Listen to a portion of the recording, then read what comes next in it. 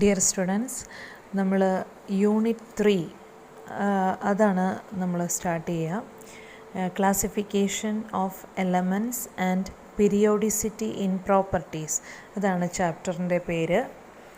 അപ്പോൾ ഇതിൽ നമ്മൾ കുറച്ച് historical developments of the periodic table, അതാണ് നമ്മൾ പ്രധാനമായിട്ടും അതിൻ്റെ ഒരു ഇൻട്രൊഡക്ഷൻ എന്നുള്ള രീതിയിൽ കാണുക.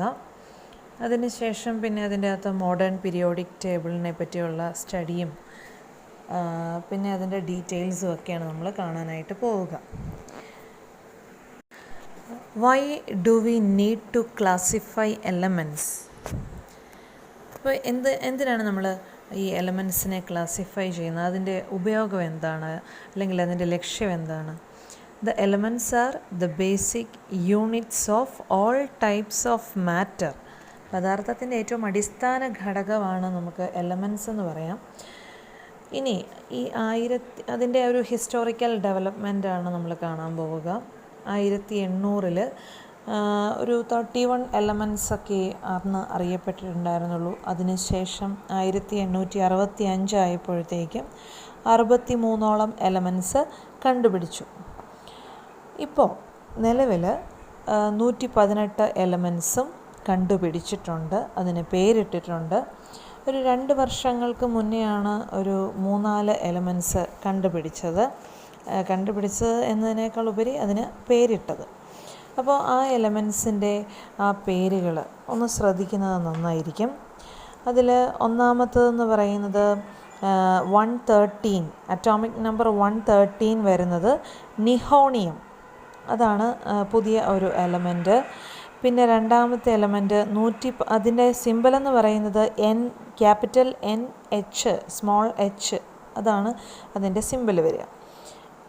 ദെൻ 114ാമത്തെ എലമെൻറ്റ് ഫ്ലറോവിയം, ക്യാപിറ്റൽ Fഉം സ്മോൾ ലെറ്റർ Lഉം വെച്ചിട്ടാണ് നമ്മളത് റെപ്രസെൻ്റ് ചെയ്യുക. പിന്നെ 115ാമത്തെ എലമെൻറ്റ് മോസ്കോവിയം, ക്യാപിറ്റൽ Mഉം സ്മോൾ ലെറ്റർ Cയും വെച്ചിട്ടാണ് നമ്മളിത് റെപ്രസെൻ്റ് ചെയ്യുന്നത്. ദെൻ ലിവർമോറിയം, അറ്റോമിക് നമ്പർ 116, അതിൻ്റെ സിമ്പൽ എന്ന് പറയുന്നത് ക്യാപിറ്റൽ Lഉം സ്മോൾ ലെറ്റർ Vയുമാണ്. ദെൻ ടെന്നസീൻ, അത് അറ്റോമിക് നമ്പർ 117 ആണ്, അതിൻ്റെ സിമ്പൽ ക്യാപിറ്റൽ Tയും സ്മോൾ എസ്സും. ദെൻ ഓഗ്നസൻ, അതിൻ്റെ symbol capital O, small letter G, atomic number is 118. അപ്പം നിലവിൽ ചിലപ്പോൾ പഴയ ടെക്സ്റ്റൊക്കെയാണ് എങ്കിൽ അതിൽ 118 എലമെൻറ്റ്സിൻ്റെയും പേര് തന്നിട്ടുണ്ടാവില്ല. അതുകൊണ്ടാണ് ഞാനത് എടുത്തു പറഞ്ഞത്. അത് റീസെൻ്റായിട്ട് കണ്ടുപിടിച്ച പേരുകളാണ് ഇവ. അതുകൊണ്ട് തന്നെ പഴയ ടെക്സ്റ്റിൽ ഒരു പക്ഷേ അത് കാണണമെന്നില്ല. ഇപ്പം നിങ്ങൾ മനസ്സിലാക്കിയിരിക്കേണ്ടത് 118 എലമെൻറ്റ്സും അതിനും എല്ലാത്തിനും പേര് നൽകപ്പെട്ടിട്ടുണ്ട്. അപ്പം റീസെൻ്റായിട്ട് നമ്മൾ പേരിട്ട എലമെൻറ്റ്സിൻ്റെ പേരുകളാണ് നമ്മളിപ്പോൾ കണ്ടത്. ഇനി അതിൻ്റെ അകത്ത് പീരിയോഡിക് ടേബിളിൻ്റെ ഒരു ഒറിജിൻ, അതാണ് നമ്മൾ കാണാൻ പോവുക. അതിൽ ഫസ്റ്റ് സയൻറ്റിസ്റ്റാണ് ലാവോസിയർ. ഫുൾ നെയിം എന്ന് പറയുന്നത് ആൻറ്റൺ ലാവോസിയെ എന്നാണ് നമ്മൾ അത് പ്രൊനൗൺസ് ചെയ്യുക. അപ്പോൾ ലാവോസിയർ അദ്ദേഹം ജീവിച്ചിരുന്ന ആ കാലഘട്ടം എന്ന് പറയുന്നത് 1743 to 1794 വരെയാണ്. ഒരു ഫ്രാൻസിലായിരുന്നു അദ്ദേഹം ജനിച്ചത്. 30 elements only known at that time. He classified these elements into two, that is metals and non-metals. അത് ജസ്റ്റ് ഒന്ന് അറിയാൻ വേണ്ടി പറയുന്നതേ ഉള്ളൂ. ദെൻ സെക്കൻഡ് സയൻറ്റിസ്റ്റാണ് ജോൺ ഡാൽട്ടൺ. അദ്ദേഹം 1766 മുതൽ 1844 വരെയുള്ള കാലയളവിലാണ് അദ്ദേഹം ജീവിച്ചിരുന്നത്. He's an English chemist. അദ്ദേഹം ഫാദർ ഓഫ് കെമിസ്ട്രി എന്ന പേരിലും അറിയപ്പെടാറുണ്ട്, John Dalton. He founded that each atom of an element have a definite mass. ഓരോ ആറ്റത്തിനും അല്ലെങ്കിൽ എലമെൻറ്റിൽ അടങ്ങിയിട്ടുള്ള ഓരോ ആറ്റത്തിനും ഒരു പർട്ടിക്കുലർ മാസ് ഉണ്ട് എന്നുള്ളത് കണ്ടുപിടിച്ചത് അദ്ദേഹമാണ്. Next scientist Johann Wolfgang Dobereiner. 1780 മുതൽ 1849 വരെയുള്ള കാലയളവിലാണ് അദ്ദേഹം ജീവിച്ചിരുന്നത്. He is a German chemist. അദ്ദേഹത്തിൻ്റെ ആ ഒരു കോൺട്രിബ്യൂഷൻ എന്ന് പറയുന്നത് he classified elements in to small groups each containing 3 elements. അതായത് മൂലകങ്ങളെ സമാന ഗുണങ്ങളുടെ അടിസ്ഥാനത്തിൽ 3 മൂലകങ്ങൾ വീതമടങ്ങിയ ചെറിയ ഗ്രൂപ്പുകളാക്കി അദ്ദേഹം ക്ലാസിഫൈ ചെയ്തു. അതിനെ നമ്മൾ ആ സ്മോൾ ഗ്രൂപ്പ്സിനെ നമ്മൾ വിളിക്കുന്ന പേരാണ് ട്രയാഡ്സ്. TRIADS, ട്രയാഡ്സ് എന്ന് വിളിക്കും. In triads the atomic mass of the middle element is approximately the average of the other 2 elements. This is known as law of triads. Law of triads എക്സാമിനൊക്കെ ഇങ്ങനെ ചോദിക്കാറുള്ളതാണ്. അതായത് നമ്മൾ പറഞ്ഞല്ലോ ചെറിയ 3 മൂലകങ്ങൾ വീതമടങ്ങിയ ഗ്രൂപ്പുകളാക്കി അദ്ദേഹം മാറ്റിയെന്ന് പറഞ്ഞു. എക്സാമ്പിൾ അവിടെ തന്നിട്ടുണ്ട്, നിങ്ങൾ നോക്കിയാൽ മനസ്സിലാകും. 2 എക്സാമ്പിൾ നമുക്കവിടെ കാണാനായിട്ട് സാധിക്കും. ഒന്നാമത്തെ ഗ്രൂപ്പിൽ ലിഥിയം, അറ്റോമിക് മാസ് 7 ആണ്. അതുപോലെ രണ്ടാമത്തെ element sodium, atomic mass is 23 and potassium 39. അപ്പോൾ ഈ 3 എലമെൻറ്റ്സ് അതിൻ്റെ ലോ ഓഫ് ട്രയാഡ്സിൽ പറയുന്നതനുസരിച്ച് മിഡിൽ എലമെൻറ്റ്, ഇവിടെ മിഡിൽ എലമെൻറ്റ് ഏതാണ്? സോഡിയമാണ് മിഡിൽ എലമെൻറ്റ്. അതിൻ്റെ അറ്റോമിക് മാസ് എന്ന് പറയുന്നത് ആദ്യത്തെയും മൂന്നാമത്തതും, അതായത് ലിഥിയത്തിൻ്റെയും പൊട്ടാസ്യത്തിൻ്റെയും അറ്റോമിക് മാസിൻ്റെ ആവറേജ്, അതായത് 7 ലിഥിയത്തിൻ്റെ അറ്റോമിക് മാസ് എന്ന് പറഞ്ഞു, 39 പൊട്ടാസ്യത്തിൻ്റെ അറ്റോമിക് മാസ്. അപ്പോൾ അതിൻ്റെ ആവറേജ് എടുക്കുമ്പം അത് രണ്ടും കൂടെ കൂട്ടിയിട്ട് 2 കൊണ്ട് ഡിവൈഡ് ചെയ്താൽ മതി അല്ലേ. അപ്പോൾ അതിൻ്റെ ആവറേജ് 23 കിട്ടുക. അപ്പോൾ 23 എന്ന് പറയുന്നതാണ് ആ മിഡിലിലുള്ള, അതായത് സോഡിയത്തിൻ്റെ അറ്റോമിക് മാസ്. അപ്പം ഇൻ ലോ ഓഫ് ട്രയാഡ്സ് എന്താണ് പറയുക? The atomic mass of the middle element is approximately the average of the other 2 elements. അപ്പോൾ ആ ലോ പഠിച്ചുകൊള്ളുക. അതുപോലെ തന്നെ വേറൊരു എക്സാമ്പിളും കൂടെ അവിടെ തന്നിട്ടുണ്ട്. ക്ലോറിൻ, ബ്രോമിൻ, അയഡിൻ, ആ 3 എലമെൻറ്റിൻ്റെയും അത് സെയിം കേസ് തന്നെയാണ്. ആദ്യത്തതും മൂന്നാമത്തതും അതിൻ്റെ ആവറേജ് എടുത്ത് കഴിയുമ്പോൾ നമുക്ക് ആ മിഡിലുള്ള ബ്രോമിയത്തിൻ്റെ അറ്റോമിക് മാസ് ആയിരിക്കും കിട്ടുന്നത്. ആവറേജ് എടുത്ത് കഴിയുമ്പോൾ കിട്ടുന്നത് മിഡിലുള്ള ബ്രോമിയത്തിൻ്റെ അറ്റോമിക് മാസ്. ഓക്കെ, അപ്പോൾ ലോ ഓഫ് ട്രയാഡ്സ് അതാണ് ഈ ഡൊബറൈനറിൻ്റെ ആ ഒരു ക്ലാസിഫിക്കേഷനിൽ വരുന്നത്. Next scientist John Alexander Newlands. He arranged elements in the increasing order of their atomic masses. അറ്റോമിക് മാസസിൻ്റെ ഇൻക്രീസിങ് ഓർഡറിൽ, ആരോഹണ ക്രമത്തിലാണ് ന്യൂലാൻഡ്സ് എലമെൻസിനെ അറേഞ്ച് ചെയ്തത്.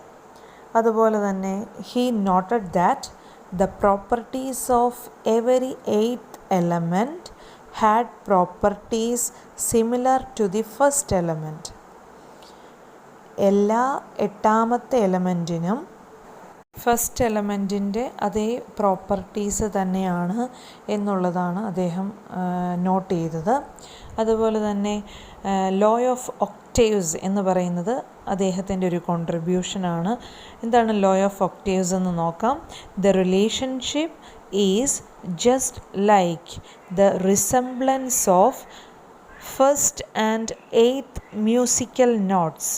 He named this as law of octaves.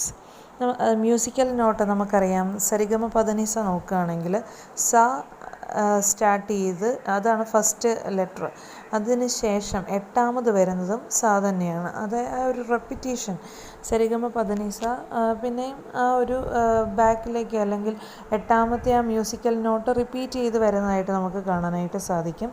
അപ്പോൾ ആ ലോ ഓഫ് ഒക്ടേവ്സിൻ്റെ അകത്ത് അതാണ് പറയുക. ആ റിലേഷൻഷിപ്പ് മ്യൂസിക്കൽ നോട്ട്സിൻ്റെ ആ ഒരു റിസംബ്ലൻസുമായിട്ട് ഇതിനെ താതാത്മ്യപ്പെടുത്തിയേക്കുകയാണ്. പിന്നെ അത് റിജക്റ്റ് ചെയ്യാനുള്ള ഒരു കാരണം എന്ന് പറയുന്നത് this law is applicable to elements up to calcium വരെയുള്ള എലമെൻസിനെ ഈ ലോ ആപ്ലിക്കബിൾ ആകത്തുള്ളൂ. അതുപോലെ തന്നെ നോബിൾ ഗ്യാസസ് ഒക്കെ കണ്ടുപിടിച്ചതോടുകൂടി ആ എട്ടാമത്തെ എലമെൻറ്റിന് ആദ്യത്തെ ആ ഒരു എലമെൻറ്റ് ആ പ്രോപ്പർട്ടി സിമിലർ ആയിട്ടുള്ള പ്രോപ്പർട്ടി ഫസ്റ്റ് എലമെൻറ്റുമായിട്ട് ആ ഒരു സിമിലാരിറ്റി കാണാനായിട്ട് സാധിക്കുന്നില്ലായിരുന്നു. അപ്പോൾ അതാണ് ഈ രണ്ട് കാരണങ്ങൾ കൊണ്ടാണ് ഈ ഒരു ലോ ഓഫ് ഒക്ടേവ്സ് റിജക്റ്റ് ചെയ്യപ്പെട്ടത്. Next scientist Dmitri Ivanovich Mendeleev. അദ്ദേഹം 1834 മുതൽ 1907 വരെയാണ് അദ്ദേഹത്തിൻ്റെ ആ ഒരു കാലഘട്ടം. റഷ്യൻ കെമിസ്റ്റായിരുന്നു. അതിൽ അദ്ദേഹം he classified the elements in the increasing order of their atomic വെയ്റ്റിൻ്റെ ഇൻക്രീസിങ് ഓർഡറിൻ്റെ അടിസ്ഥാനത്തിലാണ് അദ്ദേഹം എലമെൻറ്റ്സിനെ ക്ലാസിഫൈ ചെയ്തത്. അതുപോലെ തന്നെ പീരിയോഡിക് ലോ അത് അദ്ദേഹം പ്രപ്പോസ് ചെയ്തതാണ്. പീരിയോഡിക് ലോ അതെന്താണെന്ന് വെച്ചാൽ the properties of elements are the periodic function of their atomic weights. അപ്പം when elements are arranged in the increasing order of their atomic weights their properties repeat after a regular interval. അതിൻ്റെ properties ഒരു particular ഇൻ്റർവെല്ലിന് ശേഷം അത് repeat ചെയ്ത് വരുന്നതായിട്ട് അദ്ദേഹം not ചെയ്തു. പിന്നെ അദ്ദേഹത്തിൻ്റെ ആ ഒരു ക്ലാസിഫിക്കേഷനിൽ അന്ന് ഒരു 63 എലമെൻറ്റ്സ് ആയിരുന്നു ഉണ്ടായിരുന്നത്. അത് ആ ഒരു 63 എലമെൻറ്റ്സിനെ ഹൊറിസോണ്ടൽ റോസിലും അതുപോലെ തന്നെ വെർട്ടിക്കൽ കോളംസിലുമായിട്ട് അദ്ദേഹം അറേഞ്ച് ചെയ്തു. പിന്നെ അതിൻ്റെ അകത്ത് അദ്ദേഹം ചെയ്ത ഒരു കാര്യം എന്ന് പറഞ്ഞാൽ നമ്മൾ കണ്ടുപിടിക്കാത്ത അൺഡിസ്കവേർഡ് ആയിട്ടുള്ള എലമെൻറ്റ്സിന് അദ്ദേഹം വേക്കൻറ്റ് സ്പേസസ് അവിടെ കൊടുത്തു. അല്ലെങ്കിൽ he left gaps for the undiscovered elements.